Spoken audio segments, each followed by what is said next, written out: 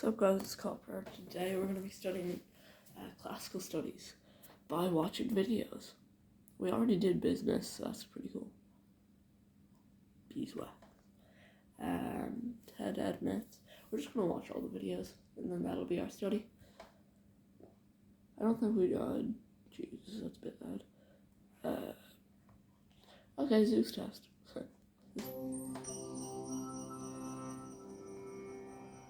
It doesn't zoom in, so. It was dark when two mysterious shrouded figures appeared in the hillside. Hopefully that goes away, yeah. The strangers knocked on every door in town, asking for food and shelter. But again and again, they were turned away. Soon, there was just one door left, that of a small, thatched shack. An elderly couple, Baucis and Philemon, answered the thunderous knock. Although there was something odd about these visitors, it was in the pair's nature to care for those in need. Philemon invited them to rest, and the cottage flooded with warmth as Baucis teased the fire back to life. When they were young, Baucis and Philemon had fallen in love, married and settled in the humble cottage. Decades later, their home was still standing, and they were more devoted to each other than ever. The strangers watched intently as Baucis nestled twigs under a battered pot filled with vegetables. The couple could rarely afford meat, but in honor of their guests, Philemon cut strips from an aging shank for the stew. They made cheerful conversation and offered their visitors hot baths. Baucis used a chip of broken clay to balance the wobbly table's legs and rubbed its surface with mint until it smelled sweet and fresh. Weaving around each other with care, the couple transformed what they had into a feast. Soon the tabletop overflowed with food and the last of their sweet wine. Privately, Baucis and Philemon worried that their provisions would run out. Yet as the night wore on and their strange guests took hearty gulps of wine, the clay vessel never ran dry. The couple, at first relieved, grew terrified. Their guests weren't humble peasants traveling the countryside. They were almost certainly gods in disguise. But which gods, they didn't know. Panicked that their preparations were inadequate, Baucis and Philemon searched for another offering. The only precious thing left was the goose that guarded their home. The couple repeatedly lunged after the bird, but they were too worn out for the chase. So they prepared to receive the wrath of the gods. Their guest rose up, shedding their rags and mortal masks. Looming before them was Zeus, the storm-brewing ruler of the gods. That's crazy. And his son, Hermes, the fleet-footed messenger who shepherded mortals to the underworld. I thought it would be someone a bit more important. Couple that, unlike the other townspeople, they had shown true xenia, or loving hospitality to strangers. POV Hera. They alone had passed the test. The gods commanded the couple to follow them, and the group ascended the nearest mountain. Nearing the summit, Baucis and Philemon looked back, but were shocked to see a murky swamp where their village stood just moments before.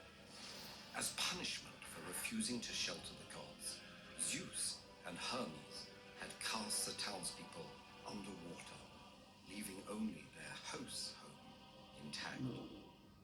Recalling their friends and neighbors, Baucis and Philemon couldn't hide their terror and mournful tears, even as their house transformed below. It grew larger and sprouted marble pillars and steps. Legends etched themselves onto its grand doors. Their rickety cottage had metamorphosed into a gleaming temple for the gods. Hermes commended the couple and gently asked if there was anything they desired. After a brief discussion, Philemon requested that he and Baucis be permitted to care for the new temple, and he asked if, when their time came, they could die together, so neither would have to face life without the other. Tending to the temple and one another, they lived many more years, until one day Baucis noticed leaves fluttering from her husband's hands and looked down to find her own skin hardening. They embraced, becoming rooted. Nice. Vines wound around their legs, and canopies flourished overhead. They bid each other a loving last farewell as humans. And where Baucis and Philemon had just stood, bent with age, there towered a linden and an oak tree, their branches intertwined for eternity. Right, so that's pretty stupid. Zeus has a long... Don't care. So what next? The queen of the underworld, the Amazons, Arachne, Cupid, and the Psy. Actually, yeah, let's do Cupid. I don't think I've ever seen this one.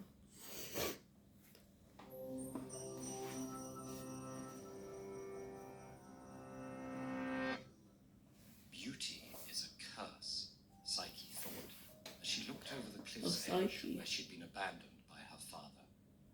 She'd been born with a physical perfection so complete that she was worshipped as a new incarnation of Venus, the goddess of love. But real-life human lovers were too intimidated even to approach her.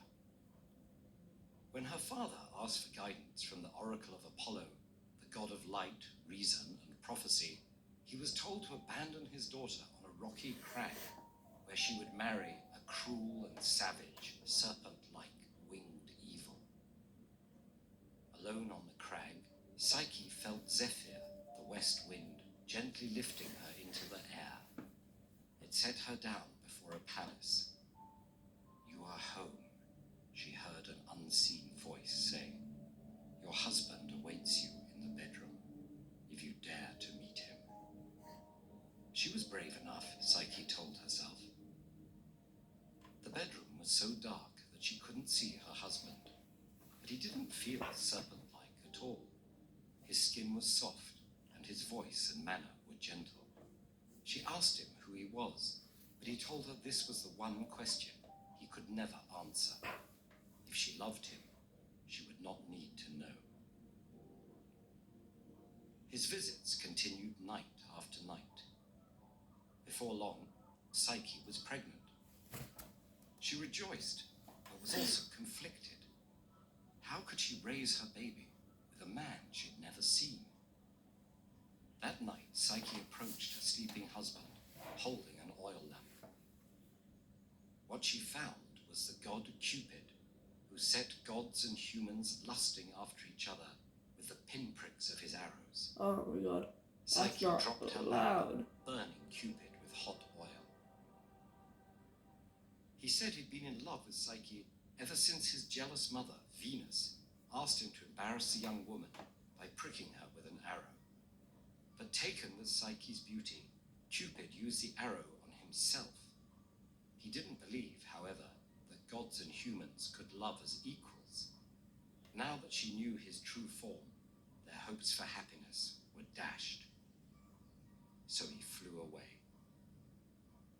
Psyche was left in despair until the unseen voice returned and told her that it was indeed possible for her and Cupid to love each other as equals. Encouraged, she set out to find him. But Venus intercepted Psyche and said she and Cupid could only wed if she completed a series Is that not a of Roman impossible god, though? tasks. First, Psyche Compared was to told Roman to and sort Greek a gods huge, together. messy pile of seeds in a single night. Just as she was abandoning hope, an ant colony took pity on her and helped with the work. Yay. Successfully passing the first trial, Psyche next had to bring Venus the fleece of the golden sheep, who had a reputation for disemboweling stray adventurers. river god showed her how to collect the fleece the sheep had snagged on briars, and she succeeded. Finally, Psyche Glad had it's to not travel to the Hercules. underworld and convince Proserpina, queen of the dead, to put a drop of her beauty in a box for Venus. Once again, the unseen voice came to Psyche's aid. It told her to bring barley cakes for Cerberus, the guard dog to the underworld, and coins to pay the boatman Charon to ferry her across the river Styx. With her third and final task complete, Psyche returned to the land of the living. Just outside Venus's palace, she opened the box of Proserpina's beauty, hoping to keep some for herself. But the box was filled with sleep, not beauty, and Psyche collapsed in the road. Cupid, now recovered from his wounds, flew to his sleeping bride. He told her he'd been wrong and foolish.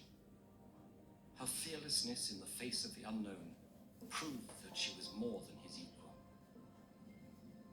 Cupid gave Psyche ambrosia, the nectar of the gods, making her immortal. Shortly after, Psyche bore their daughter. They named her Pleasure, and she, Damn. Cupid, and Psyche, whose name means soul, have been complicating people's love lives ever since. Okay, cool.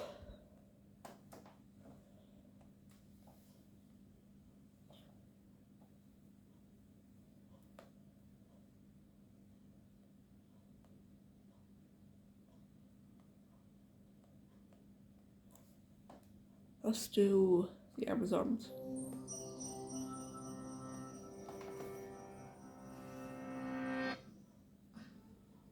Since the time of Homer, ancient stories told of fierce warriors dwelling beyond the Mediterranean world, striking fear into the mightiest empires of antiquity. Their exploits were recounted by many epic poets. They fought in the legendary Trojan War, and their grand army invaded Athens. Jason and the Argonauts passed by their shores, barely avoiding their deadly arrows. These formidable fighters faced off against the greatest champions of myth: Heracles, Theseus, and They're not Achilles. really fighting. And Hercules, every single Heracles. one of these warriors was a woman. The war-loving Amazons, quote-unquote the equals of men in courage and skill, were familiar to everyone in ancient Greece. Amazon battle scenes decorated the Parthenon on the Athenian Acropolis. Paintings and statues of Amazons adorned temples and public spaces. Little girls played with Amazon dolls, and Amazons were a favorite subject on Greek vase paintings. In Greek art and literature, they were depicted as daring and desirable, but also terrifying and deadly, and doomed to die at the hands of Greek heroes. Were Amazons merely figures of myth, or something more? It was long assumed that they were imaginary, like the Cyclops and centaurs, but curiously enough, stories from ancient Egypt, Persia, the Middle East, Central Asia, India, and China also featured Amazon-like warrior women. And Amazons were described in ancient historical accounts, not just myths. Writers like Herodotus, Plato, and Strabo never doubted their existence. So who were the real women warriors known as Amazons? Ancient historians located the Amazon homeland in Scythia, the vast territory stretching from the Black Sea across the steppes of Central Asia. This immense region was populated by nomadic tribes whose lives centered on horses, archery, and warfare. Their culture flourished for about 1,000 years, beginning around 800 BC. Feared by Greeks, Persians, and the Chinese, the Scythians left no written records, but we can find clues in how their neighbors described them, as well as in archaeology. Scythians' ancestors were the first to ride horses, and they invented the recurve bow. And because a female mounted archer could be as fast and as deadly as a male, all children were trained to ride and shoot. Women hunted and fought alongside men, using the same weapons. The harsh landscape and their nomadic lifestyle created its own form of equality. This amazed the ancient Greeks, whose women led restricted indoor lives.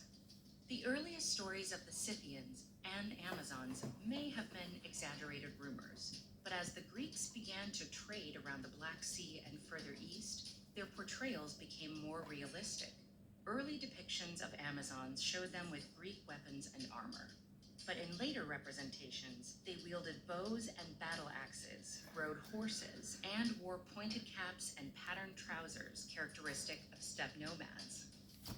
Until recently, no one was sure how strong the links were between Scythians and the Amazons of Greek myth. But recent archaeological discoveries have provided ample evidence. More than 1,000 ancient Scythian kurgans, or burial mounds, have been excavated, containing skeletons and weapons. Archaeologists had previously assumed that weapons could only belong to male warriors. But modern DNA analysis so far has revealed that about 300 skeletons buried with weapons belong to females, ranging in age from 10 to 45, and more are being found every year. The women's skeletons show battle injuries, ribs slashed by swords, skulls bashed by battle axes, and arrows embedded in bones. In classical art and writings, the fearsome Amazons were always portrayed as brave and heroic. In male-dominated classical Greece, however, the very idea of strong women who gloried in freedom and war aroused mixed feelings. And yet, the Greeks were also drawn to egalitarian ideals. Is it possible that the mythic realm of thrilling Amazon tales was a way to imagine women and men as equal companions? If you agree that well-behaved women seldom make history. No, let me zoom out.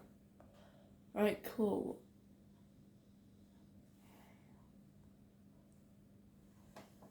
Okay, Arachne. For mortals, dyeing cloth the deepest shades of purple. She had a flame.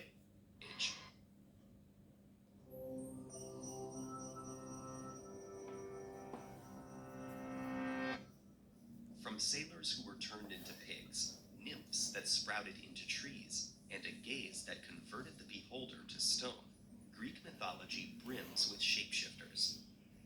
The powerful gods usually changed their own forms at will, but for mortals, the mutations were often unwanted. One such unnerving transformation befell the spinner Arachne. Arachne was the daughter of a tradesman who spent his days dyeing cloth the deepest shades of purple. She had a flair for spinning the finest threads, weaving them into flowing fabric and creating magnificent tapestries. People flocked to watch her hands flying across her loom, as if thread sprung directly from her fingertips. But as praise for her work grew, so did her pride. Arachne could often be heard boasting about her skills, declaring that her talent surpassed anyone else's, mortal or divine. She refused to see weaving as a gift from the gods. Rather, she flaunted it as her own personal genius. Unfortunately, the goddess of wisdom and crafts, Athena, overheard Arachne making these claims. Planning to teach the ungrateful girl a lesson, Athena disguised herself as an old woman and stole amongst the mortals. She berated Arachne in public. How dare the weaver claim herself greater than the gods? But Arachne only laughed, barely looking up from her loom. Provoked, the old woman threw off her cloak to reveal her true form. If Arachne insisted on defaming the gods, Athena would challenge her to a contest directly. Masking her shock at the appearance of the gray-eyed goddess, Arachne accepted the challenge. Athena drew up her own glittering loom as a great crowd gathered to watch.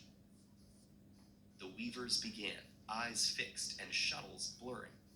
Athena conjured wisps of cloud from above and slender threads of grass from below in a spectacle of strength. She wove tremendous scenes that showed the power of the gods. Poseidon riding the waves, Zeus firing thunderbolts, and Apollo hurtling across the sky. In Athena's splendid tapestry, the glory of the gods dwarfed mortal life.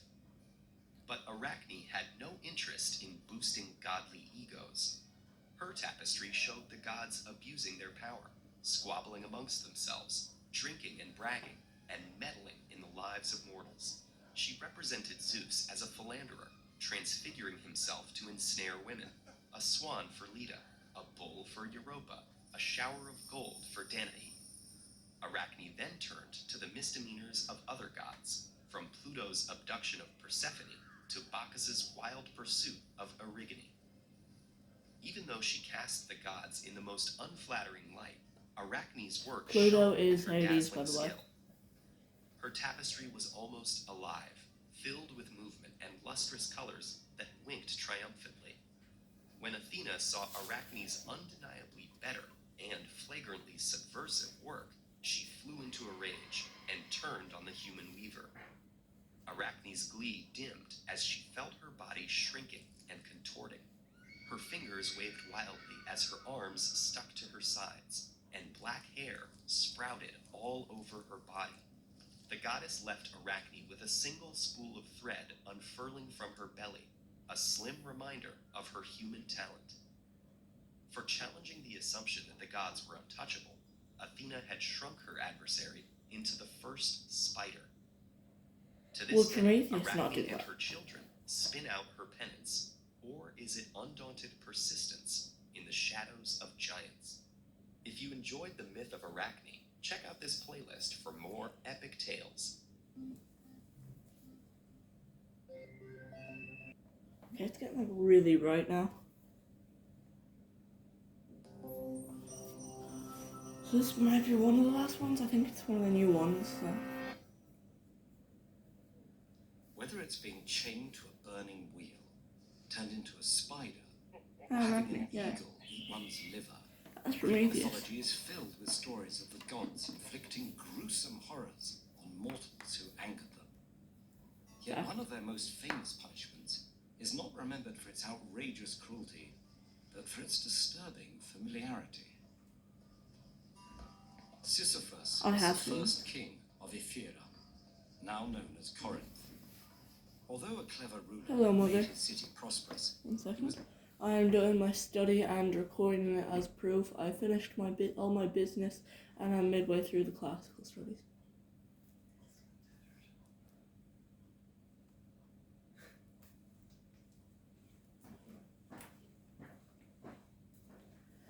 So that's another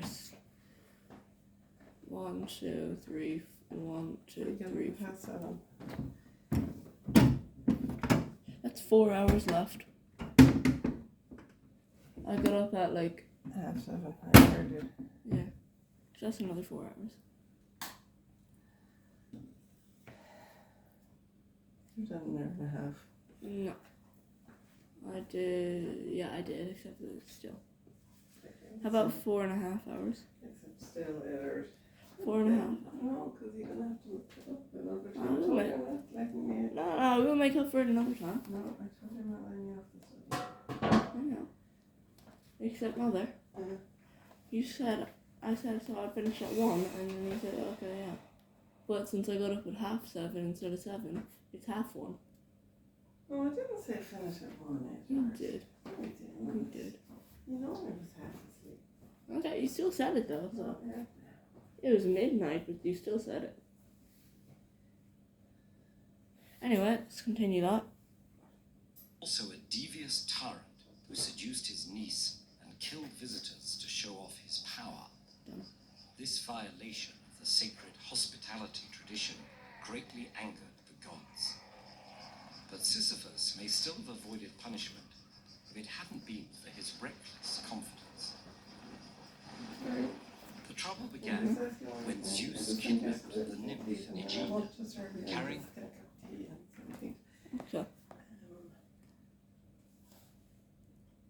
Are you starting at the beginning and go through it all as you go along? Or yeah, you have to I started go- at the beginning of business and worked through it.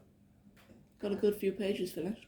Okay, good boy, 'cause you can't just randomly just do all the things Yeah. you feel like to know. So I'm doing like the educational videos that the teacher gave us. Okay, well. Okay, guys. That's just. I'm not sure. many more problems. Thanatos. He was also a devious Bit after that. There. His father. No. When Zeus, Right there. His father, the river god Aesopus, pursued their trail to Ephyra, where he encountered Sisyphus. In exchange for the god making a spring inside the city, the king told Aesopus which way Zeus had taken the girl. When Zeus found out, he was so furious that he ordered Thanatos, or Death, to chain Sisyphus in the underworld, so he couldn't cause any more problems. I didn't know there was a death. Sisyphus lived up to his crafty reputation. As he was about to be imprisoned, the king asked Thanatos to show him how the chains worked, and quickly bound him instead, before escaping back among the living. With Thanatos trapped, no one could die, and the world was thrown into chaos. Things only returned to normal when the god of war, Ares, upset the battles were no longer fun, freed Thanatos from his chains. Sisyphus knew The fights were no longer fun. but he had another trick up his sleeve. A mad search for Could be. Viktor Frankl's children first admitted Okay, I'm back. Mother just wanted to make some tea and get some cereal, so. Maybe the fates got clumsy. Maybe Poseidon had one of his angry days. However it happened, the underworld is overcrowded, and Zeus has ordered Hades to let some spirits out. Hades arranges all the souls of the dead in a line before Cerberus. What? When one of You his know the way three you did a heads rhyme last bites night? down on the soul in front No. of it, they'll get returned to the land of Okay, the cool, living. go away. Anyone to the left must get out of line and stay in Hades Close the forever. door. And everyone else shuffles forward, at which point What is Cerberus that? will feed again. What happened? Fate. It's wrong, and he'll leave you to rot. Which spot?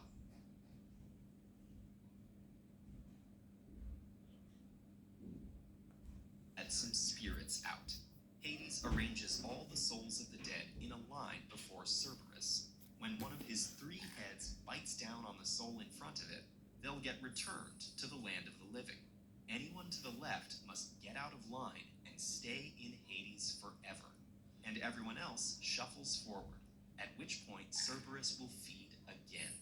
Each of the dog's heads has an equal chance of being the one to bite each time, and no two ever bite simultaneously. Unfortunately, Hades' minions forgot to tell you what was happening, and by the time you show up, there are only 99 souls left in line. Hades looks furious, and drawing attention to yourself won't end well. But suddenly, time freezes, and Hermes steps out of the shadows. He tells you he can instantly put you into the line, and no one will realize what happened. But he'll only grant his grace to someone clever enough to take full advantage of it. Choose the best place in line, and he'll give you the spot. Choose wrong, and he'll leave you to rot. Which spot should you pick? I know the rules, so.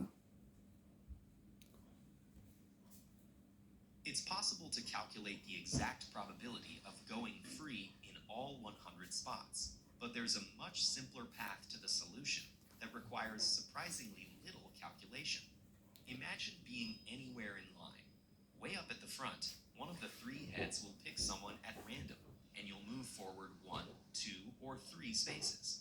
Since each is equally likely, your chance of survival from wherever you started is the average of the chances from each of the 3 spaces in front of you. And this is where you can find a huge shortcut.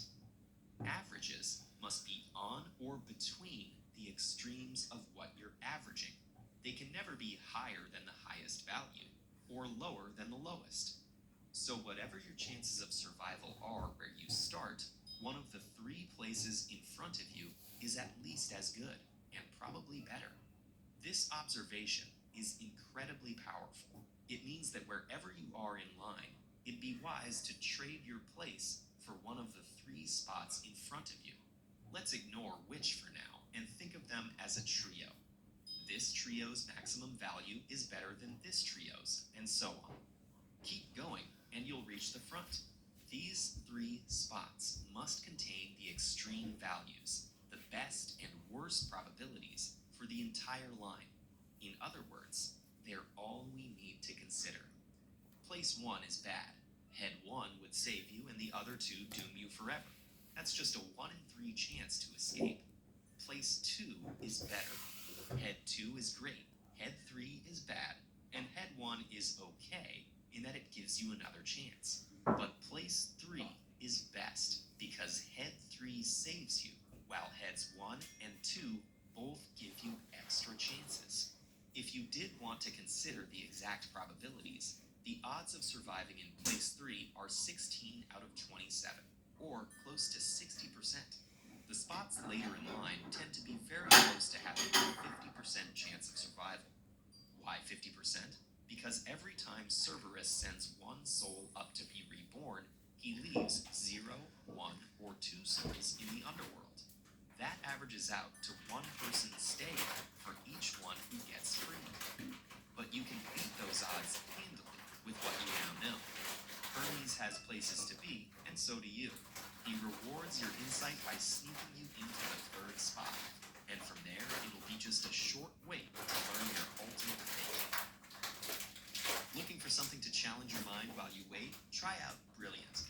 Brilliant has more than 60 math. Okay, so it's been half an hour, so that's gonna be it for this video. Bye, subscribe.